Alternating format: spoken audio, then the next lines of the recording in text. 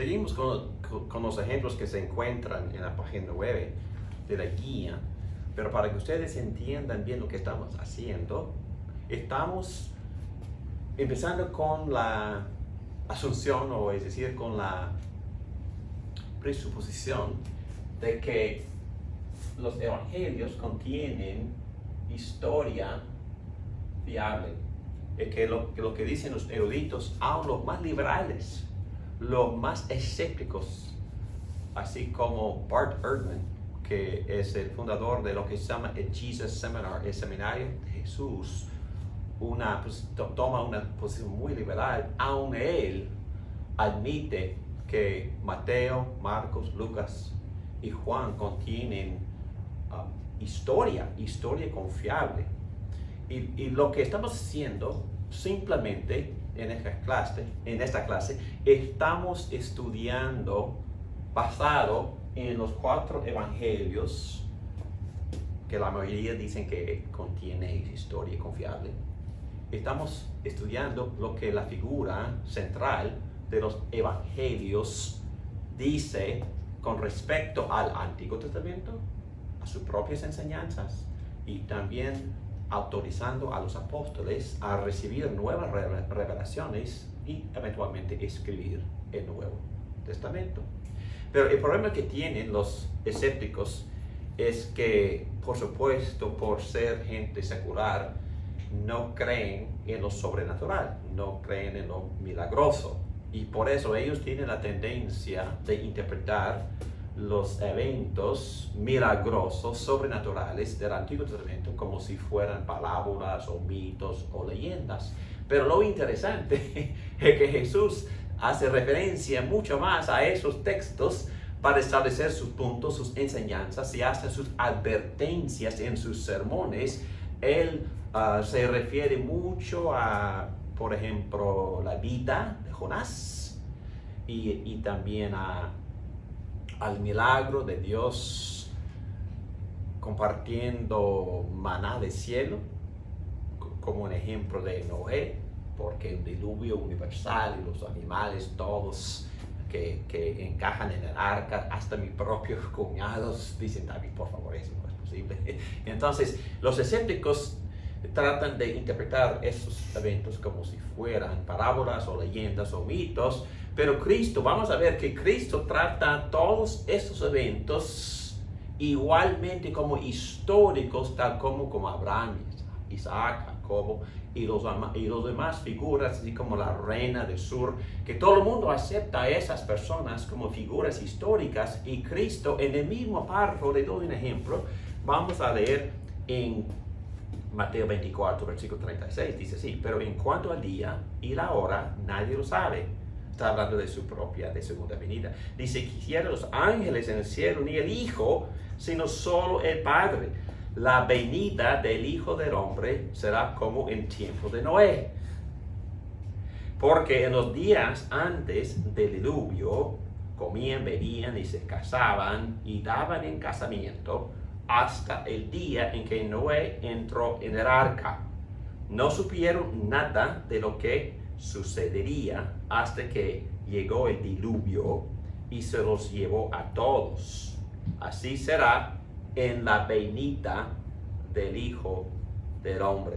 Bueno, en otras palabras sencillas, Jesús hace mención de Noé, los tiempos de Noé, las actitudes o la falta de arrepentimiento de parte de la gente en la era de Noé, comparando todo eso a su propia generación, advirtiéndoles que así será cuando Cristo venga para juzgar el mundo.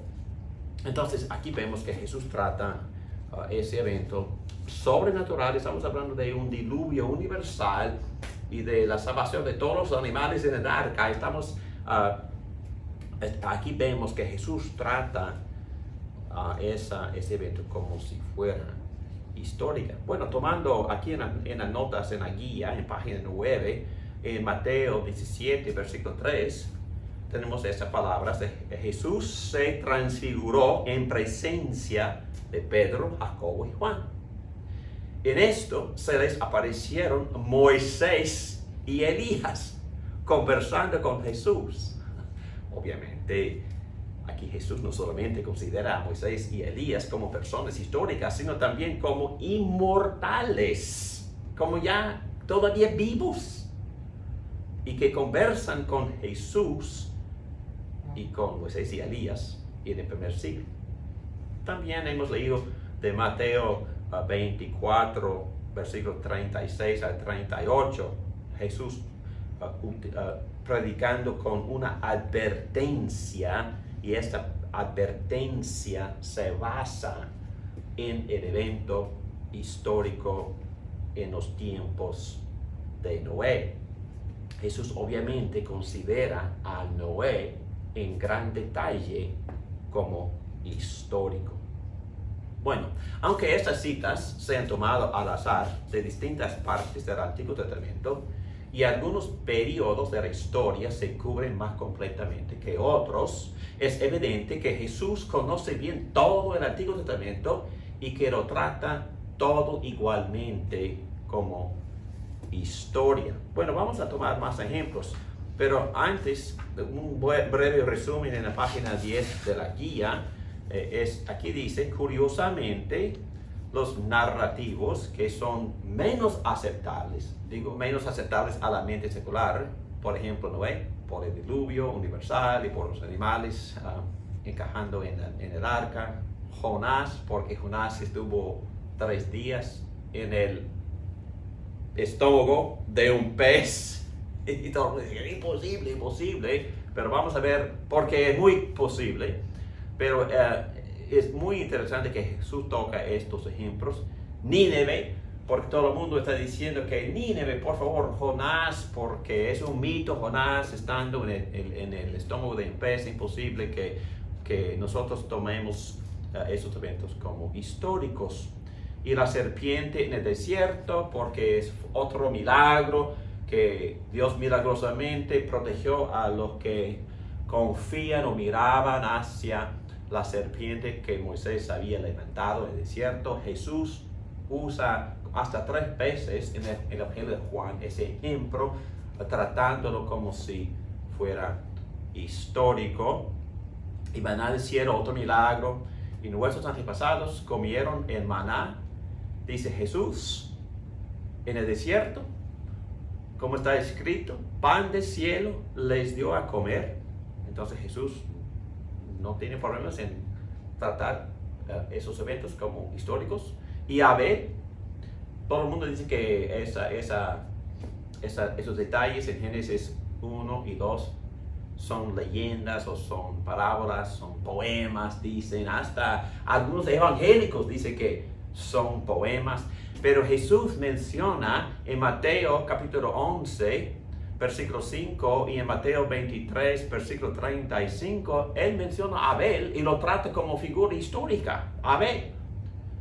Y también las leyes del matrimonio en Génesis 1 y 2, en los eruditos seculares, son mitos, pero Jesús no los trata así.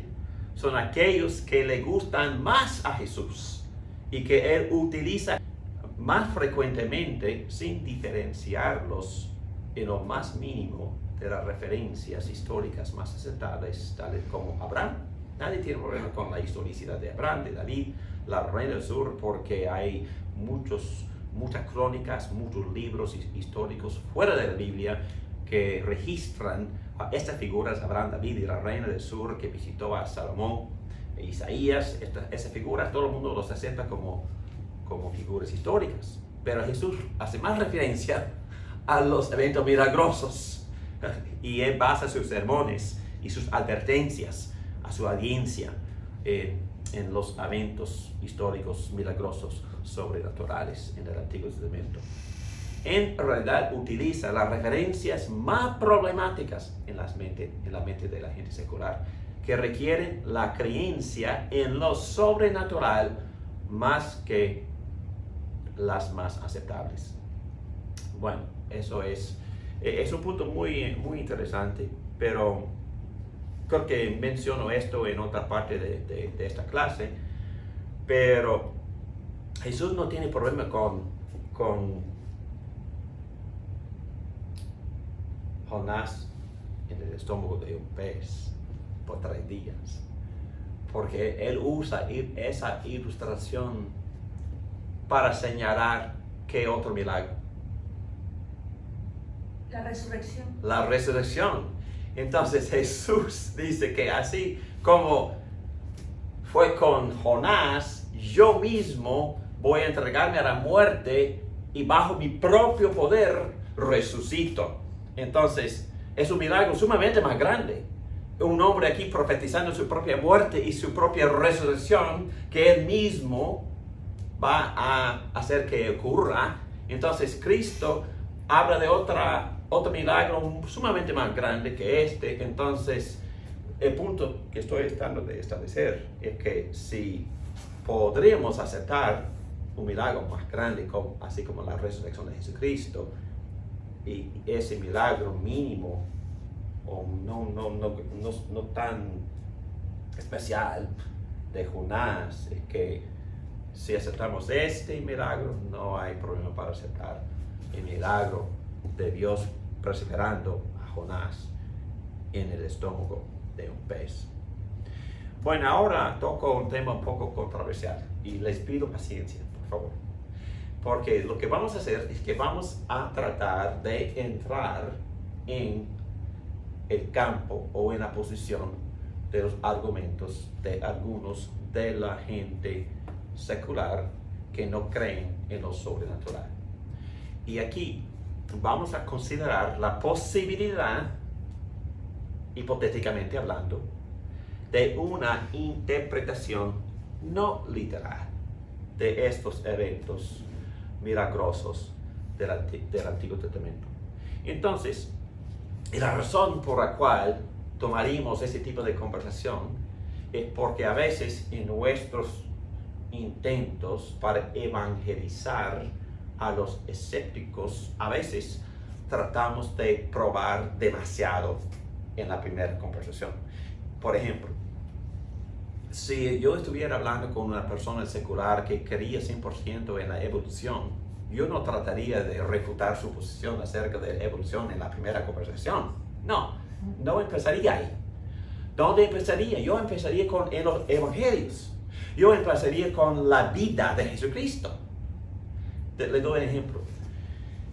Estuve tratando de evangelizar una mujer, su esposo me había llamado y él es un abogado de cooperaciones y en estas palabras exactas me pidió un favor. David, por favor, yo hice un error, me casé con una atea. Yo soy creyente, soy católico, pero soy creyente. Pero mi esposa no quiere ir a la iglesia, a la misa conmigo, porque dice que es un gran aburrimiento. Entonces, un día pasó por tu iglesia y se sentó y le gustó. Entonces, David, ¿quisieras contratar conmigo para ganar a Cristo a mi esposa? Bueno, ¿cuánto cuesta? No dije eso. Claro que sí. Entonces, empezamos a reunirnos una vez al mes por, 6-7 meses. Y yo tratando de explicarle las grandezas de la doctrina de la salvación en el libro de Romanos, etcétera, etcétera. Y bueno, yo estaba hablando muy elocuentemente de todas esas cosas. Y después de un rato le pregunté, entonces, ¿qué te parece? ¿De qué? Bueno, del pecado del hombre, de la justificación por fe, de la propiciación de Jesucristo en la cruz, satisfaciendo la justicia de Dios. Entonces me dijo, no, ni he pensado en nada de esas cosas, ninguna de esas cosas.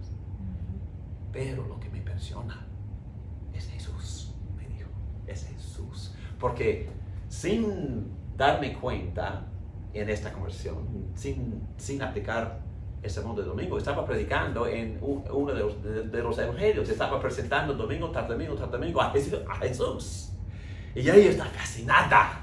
Entonces me dijo y empezó a explicarme cómo ella respetaba tanto a Jesús y que nunca en su vida había visto una persona tan admirable que Jesús. Entonces, poco a poco, el Espíritu Santo estaba regenerándola, pero no por mis argumentos ni por mi gran teoría, sino por la persona de Jesucristo. Y entonces, yo trataría de aún establecer la historicidad de la resurrección antes de volver a Génesis para refutar la evolución. Bueno, entonces, pero la razón por la cual presento esta sección en la clase es porque hay preguntas hermenéuticas legítimas. Ustedes saben lo que es la hermenéutica, ¿verdad? La ciencia de interpretar la Biblia. Pero una pregunta legítima es, bueno, ¿este pasaje es histórico o es una parábola? ¿O es alegórico? Es buena pregunta. ¿Ok? Y, por ejemplo, Jesús no siempre basa sus lecciones en eventos históricos porque él cuenta muchas parábolas. Y no son eventos históricos, son parábolas. Son invenciones, pero que hablan de la vida cotidiana, pero nadie cree que son históricos, pero eso no arruina la utilidad de la enseñanza. Entonces, esa es una pregunta legítima. Y por eso algunas personas dicen que a lo mejor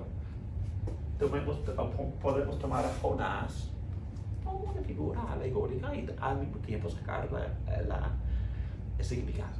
Y yo diría que no, pero es para otra cosa.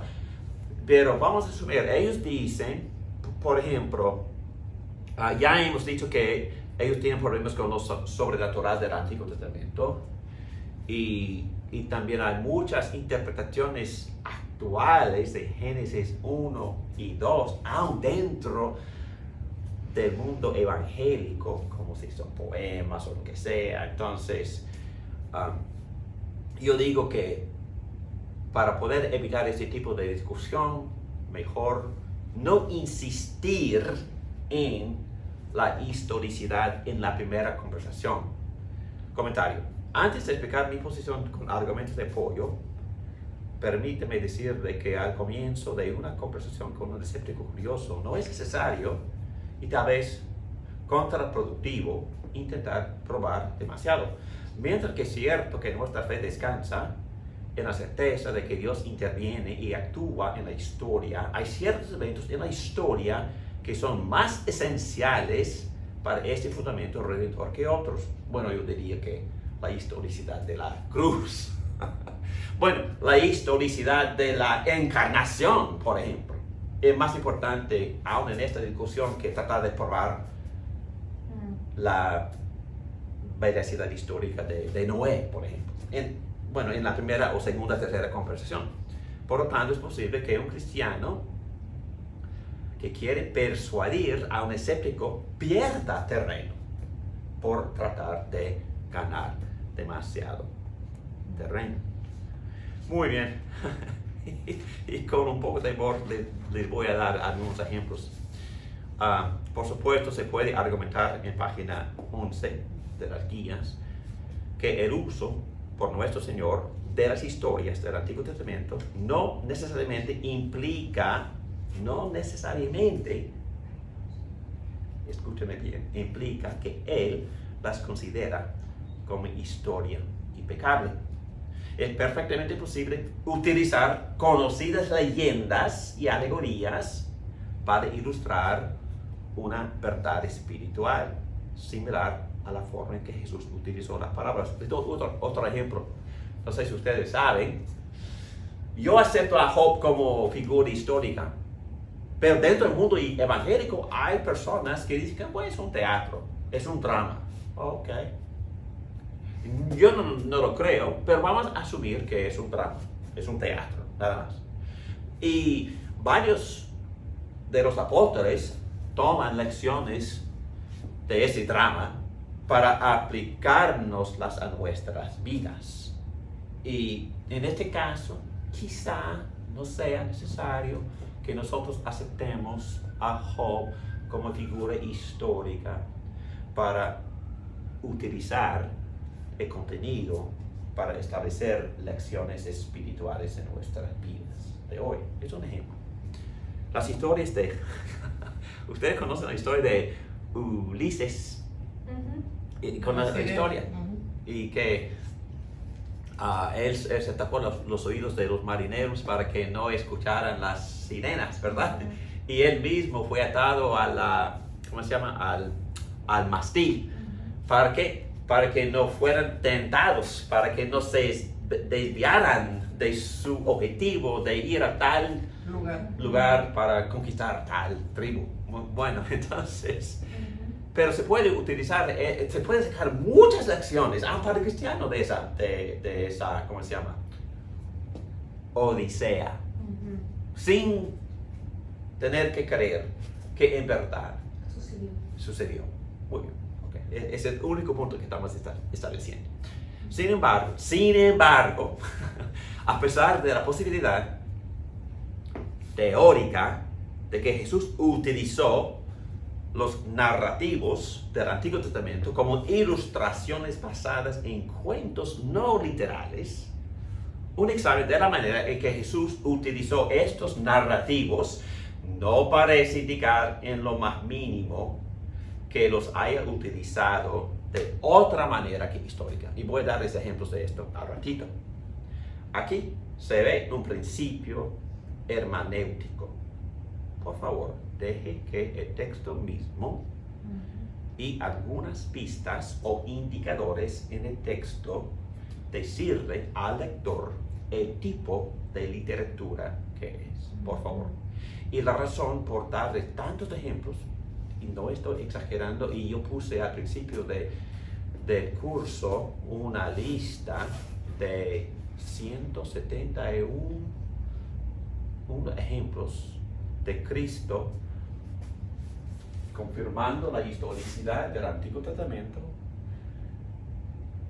reclamando que sus propias enseñanzas habían venido directamente del cielo, del Padre Celestial, y que en Juan 12, Juan 16 vemos textos en los cuales Cristo autoriza a los apóstoles, prometiéndoles por medio del Espíritu Santo, ellos podrán recibir nuevas revelaciones, más conocimientos de Jesucristo, y aún el Espíritu Santo les va a dar eventos futuros. Entonces iban a tener la posibilidad de profetizar eventos futuros. Uno de esos ejemplos pudiera ser Apocalipsis con Juan. Definitivamente, pero también en las cartas hay muchas profecías.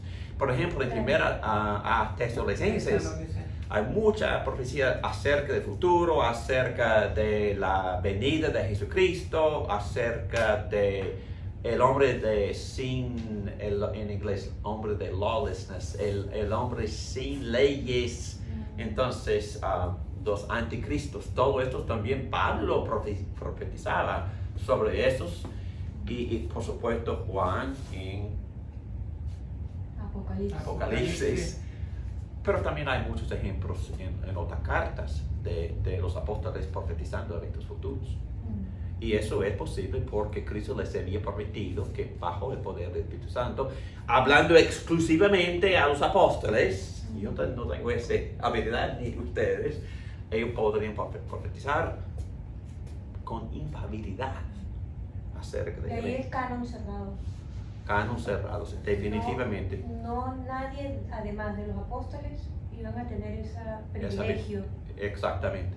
Y habrá una clase completa sobre ese tema más adelante en este curso, donde obviamente, que me encanta este contenido, brevemente hablando, si Jesús autorizó a los apóstoles, pero entre ellos y nadie más. Por ejemplo, Lucas viajaba mucho con el apóstol Pablo, y por ejemplo, primera Timoteo capítulo 5 versículo 18, Pablo cita lo que él nombra o llama escrituras, y él pone ese texto que Lucas había escrito en su evangelio en la carta a Timoteo, pero él le llamó ese texto escritura.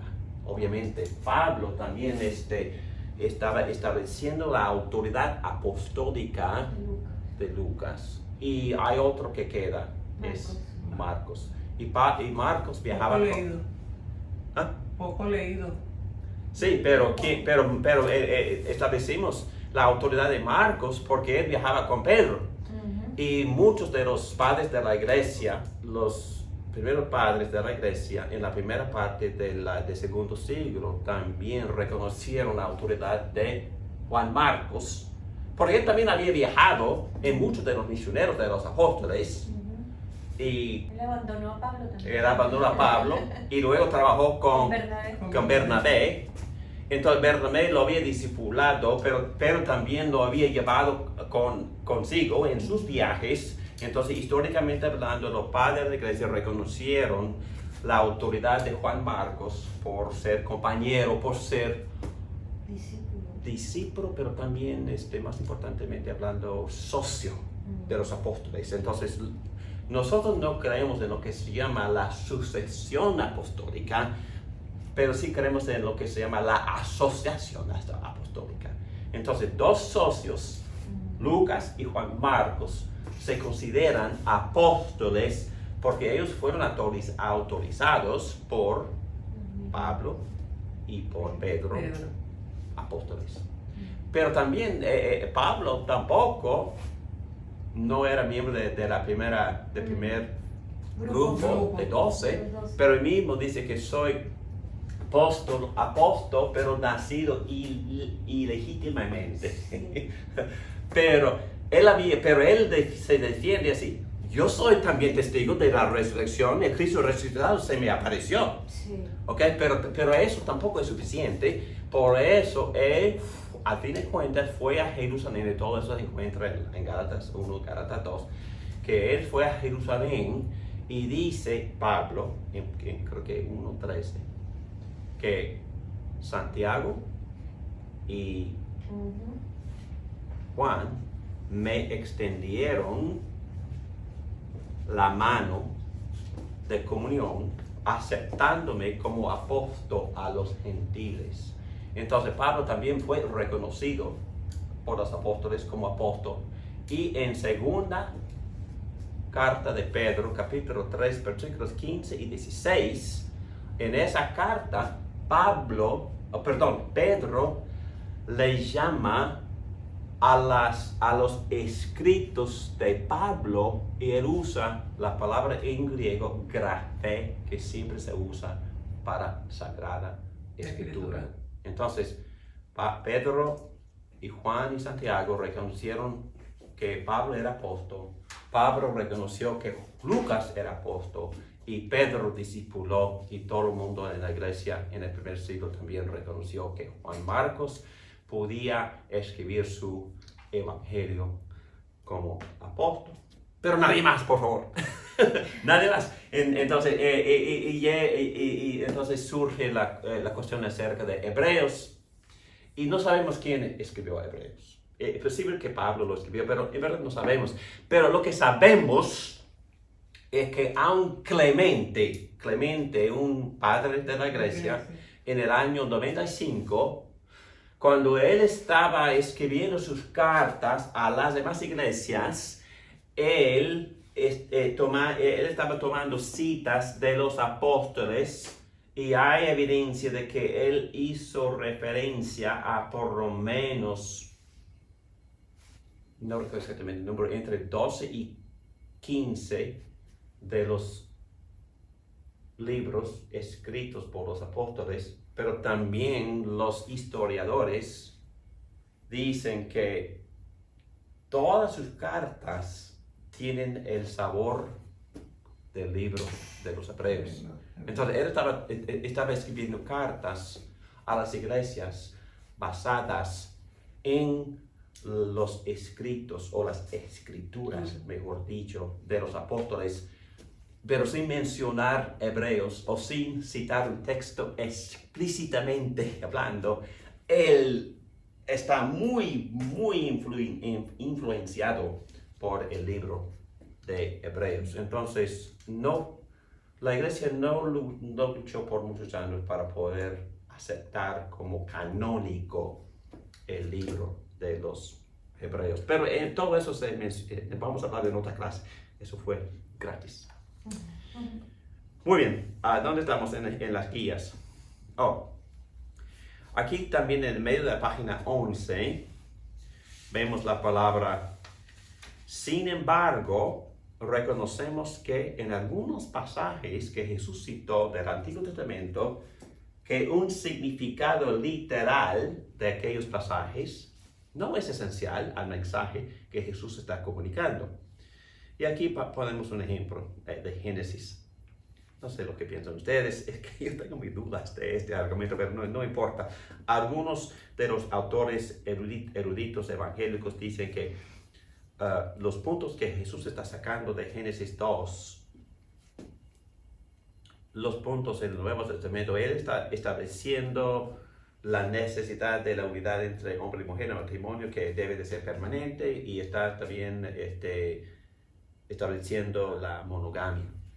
Y dicen algunos que no es necesario que aceptemos Génesis 2 como histórico, y Cristo puede hacer sus puntos aun si no es histórico. Pero vamos a leerlo. Por eso el hombre deja a su padre y su madre y se une a su mujer, y los dos se funden en un solo ser. En ese tiempo el hombre y la mujer estaban desnudos, pero ninguno de los dos sentía vergüenza. Jesús. Ya no conocían el pecado. Sí. Por eso no sentían vergüenza, por no conocer aún el pecado, ¿no? Amén. Jesús ofrece su expresión en este texto en el Mateo 19. Algunos fariseos, estoy en página 12, se le acercaron y para ponerlo a prueba le preguntaron: ¿está permitido que un hombre se divorcie de su esposa por cualquier motivo? ¿No han leído, replicó Jesús, que en el principio el Creador los hizo hombre y mujer? Y dijo: por eso dejará el hombre a su padre y su madre y se unirá a su esposa, y los dos llegarán a ser un solo cuerpo. Así que ya no son dos, sino uno solo. Por tanto, lo que Dios ha unido, que no lo separe el hombre. El uso de Jesús en Génesis 2, 24-25 no requiere una interpretación literal del narrativo de Génesis para su fuerza interpretativa.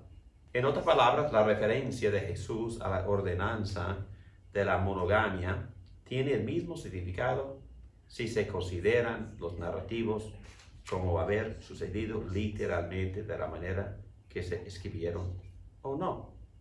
Sean los narrativos literales o no, el mandato y la fuerza del mismo se mantienen, es la idea. Entonces, no es necesario argumentar por la historicidad de Génesis 2 para poder hacer este punto, o para poder establecer esta definición del matrimonio, es ese punto de esta posición. Al mirar otro ejemplo en Mateo 6, 29, la referencia a Salomón en toda su gloria, que describe como Jesús, bueno, es el sermón del monte, ¿verdad? Habla de los lirios y nosotros, sería tan gráfico como una figura legendaria como una histórica. Entonces, ¿qué punto está haciendo Cristo en Mateo 6, 29? ¿Ustedes conocen el texto? Está haciendo referencia al Antiguo Testamento para establecer la certeza de la providencia de Dios en proveer nuestras necesidades. Pero voy a leer el texto 6. Pero os digo que ni aun Salomón con toda su gloria se vistió así como uno de ellos. Y si la hierba del campo que hoy es y mañana se echa en el horno, Dios la viste así, ¿no hará mucho más a vosotros, hombres de poca fe? Ok, entonces, ¿cuál es el punto de Jesús aquí? ¿Qué está estableciendo Jesús por hacer mención a Salomón? ¿Qué es el punto práctico que Jesús quiere que nosotros captemos? Que nosotros valemos más. Valemos más y que Dios va a proveer nuestras necesidades, así como Dios vistió a Salomón. Es un argumento. El punto aquí es que tiene la misma fuerza si es una leyenda o tiene que ser histórico? Claro. La posición de esta Claro. teoría es que si estuviéramos hablando con una persona escéptica, quizá tendría la misma fuerza sin ser histórico. Porque Jesús podría estar, hablando de la mentalidad de la gente secular, Jesús podría estar utilizando una Metáfora. un metáforo o una leyenda o un cuento, ¿verdad? En ese cuento Dios había vestido a una persona de manera muy lujosa para establecer su punto de que nosotros tenemos un valor infinito y que Dios siempre nos va a cuidar. Bueno, ese es el argumento de todos modos, según esta posición. Pero vamos a ver más adelante que, sin embargo, me gusta más sin embargo. Sin embargo, estamos aquí en el medio de página 12. Hay otro grupo de pasajes en los cuales la verdad histórica y literal de lo dicho parece ser esencial a su validez. Y vamos a examinar, otra vez algunos de estos pasajes. Pero yo diría, otra vez, que donde empezamos, Jesús sí establece la historicidad de Salomón, ¿verdad? Sí. Sí. Y Dios establece la historicidad de Jonás. Jesús establece la historicidad de que Dios envió maná del cielo. Jesús establece la historicidad de la reina del sur. Y vamos a ver otro ejemplo en Mateo 12, versículo 41. Dice así. ¿Quisieras leer, por favor? Los habitantes de Nínive se levantarán en el juicio contra esta generación y la condenarán, porque ellos se arrepintieron al escuchar la predicación de Jonás. Y aquí tienen ustedes a uno más grande que Jonás. La reina del sur se levantará en el día del juicio y condenará a esta generación, porque ella vino desde los confines de la tierra para escuchar la sabiduría de Salomón. Y aquí tienen ustedes a uno más grande que Salomón. Okay. Amén. Bueno, son dos puntos aquí importantísimos. Primero, ustedes pueden ver la justa posición de Salomón, la reina del sur, y Jonás y los habitantes de Nínive. Jesús menciona estos cuatro: Salomón, habitantes de Nínive, la reina del sur y Jonás. ¿Y cómo los ve Jesús? Como personaje histórico. Definitivamente, como personas históricas, como figuras históricas. En el mismo párrafo se menciona la reina del sur. ¿Y por qué es significante eso? Porque en todos los libros históricos seculares de esa época, ella se menciona. Y nadie está en desacuerdo con eso. Y también tenemos a Jonás, y él también se menciona en el mismo pensar que la reina del sur y los habitantes de Nínive, y también de la figura histórica de Salomón. Primer punto, todas esas figuras y todos estos pueblos se mencionan en un pensar singular de Jesús, sin distinguir, bueno, esos son mitos, estos son leyendas, esas son figuras. No. Cristo considera a todos como históricos. Pero hay un punto sumamente más importante que eso. ¿En qué sentido está usando estas figuras históricas, los habitantes de Nínive, la predicación de Jonás y la reina del sur? Y entonces Cristo está predicando un sermón. ¿Y cómo está utilizando estas figuras históricas en su sermón? Es una pregunta. ¿Cómo está utilizando Jesús esas figuras históricas en este sermón que está predicando en el primer siglo. Otra vez, la reina del sur se levantará en el día del juicio y condenará a esta generación. Ok, Cristo está predicando un sermón acerca de ¿qué? El día del juicio. El día del juicio. Sí, ¿Y cuál es su argumento? La condenación eterna. sí. Sí, pero ¿cómo está estableciendo? Usando estos personajes históricos Sí. como que ellos van a juzgar, ¿Por qué? se van a levantar y juzgar. Y la reina del sur, ¿cuáles son sus cualificaciones para poder jugar? Que existió simplemente. ¿Qué existió y qué hizo? Ella fue la que fue a visitar a Salomón. Sí. Condenó a esa generación. Y esta generación a la cual Jesús está predicando, no les importa nada. No les importa ni el sermón, ni les importa Jesús. Y dice que, cuidado, porque vendrá un día de juicio. Y esas figuras históricas del pasado que han escuchado mucho menos Claro. de que ustedes han recibido directamente de Dios, lo van a jugar.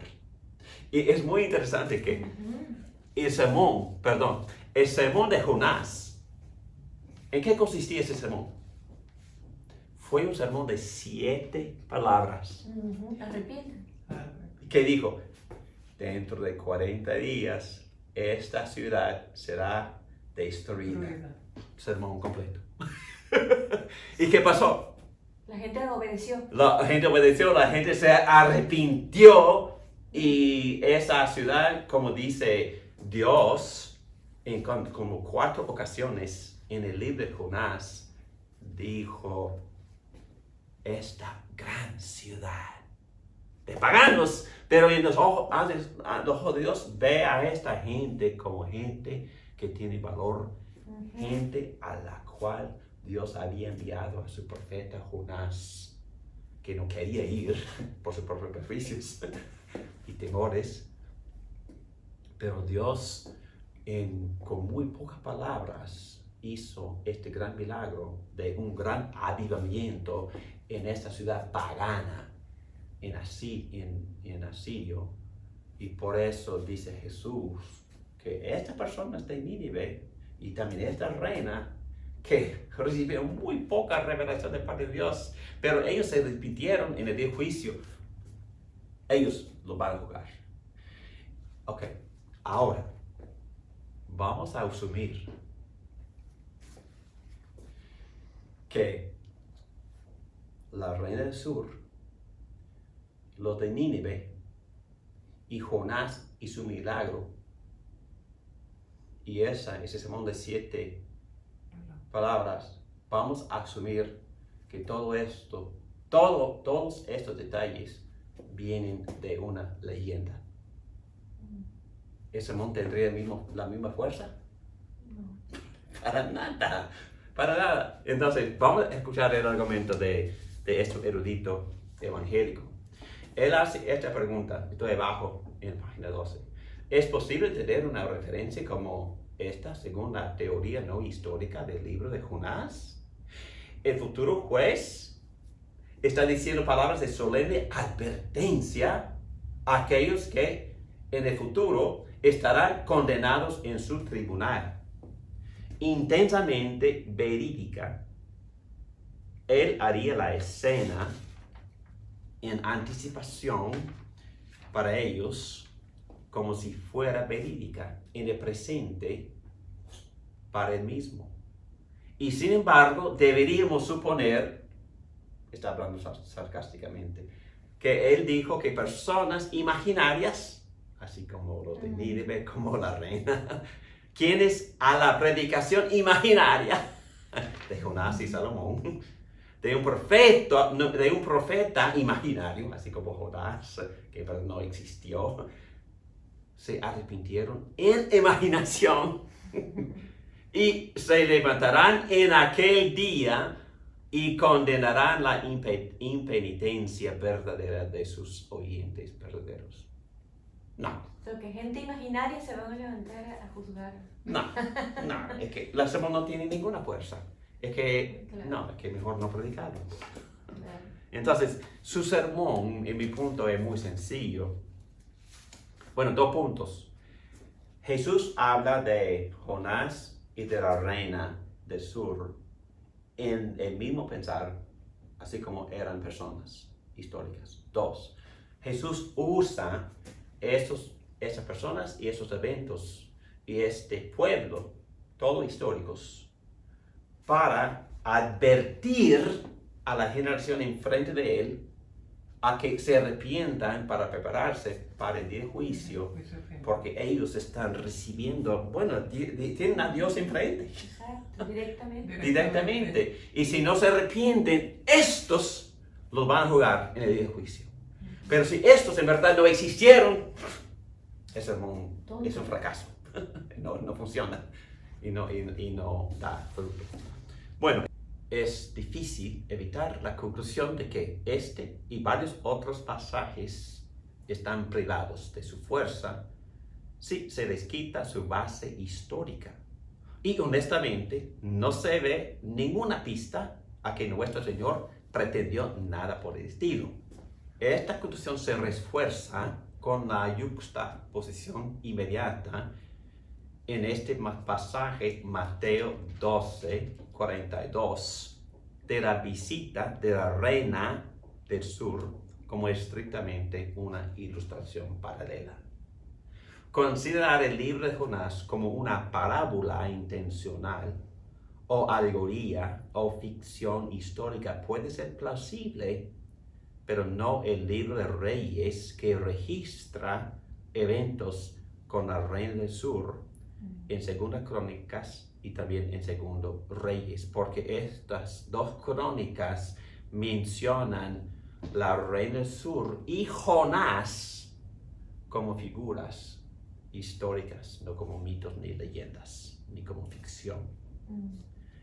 Muy bien. Otro ejemplo sería, y terminamos con este párrafo, la venida del Hijo del Hombre será como en tiempos de Noé. Ya hemos hablado de todo esto, pero está bien, voy a leerlo. Es muy similar. Aquí nuestro Señor está construyendo una solemne advertencia al apelar a los hechos horribles de Dios registrados en la Santa Escritura, que tanto Él como sus oyentes reconocen como autoridad divina.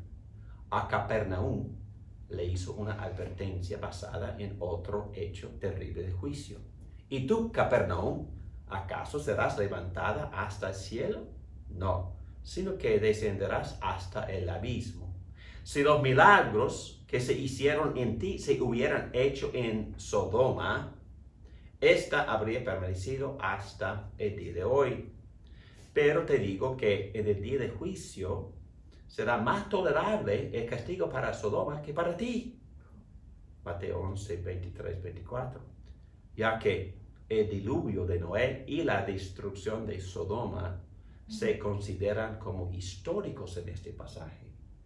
Lo mismo debe aplicarse a Lucas 17, 26 a 32, que termina con acuérdense de la esposa de Lot.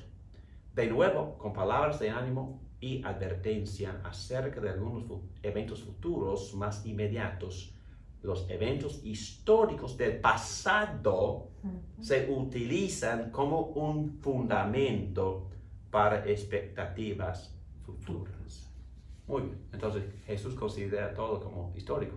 Los eventos pasados los usa en sus sermones para advertir a la generación enfrente de él, para prepararse para el día de juicio, porque esas personas, aun los de Sodoma, si habían recibido lo que ustedes ven el día de hoy, es que esa ciudad todavía existiría.